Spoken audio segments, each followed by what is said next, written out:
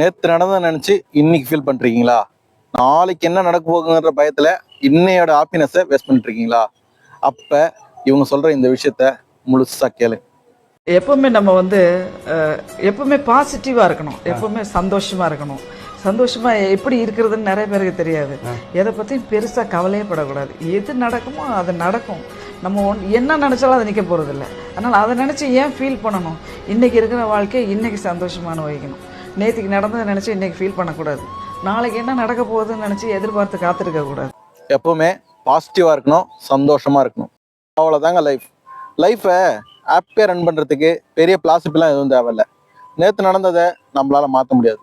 நாளைக்கு என்ன நடக்குன்றது நமக்கு தெரியாது. இன்னைக்கு மட்டும்தான் நம்ம கையில இருக்கு. ஸோ நேற்று கவலை இன்னைக்கு சுமக்காதீங்க, நாளைக்கு பழத்தை இன்னைக்கு வாழாதீங்க. நம்ம லைஃப்ல நம்ம நினைச்சது நடக்காத நேரத்துல நடக்கிறத எப்படி எடுத்துக்கணுங்கிறது நம்ம கையில தான் இருக்கு. ஸோ பாசிட்டிவா இருங்க, சந்தோஷமா இருங்க.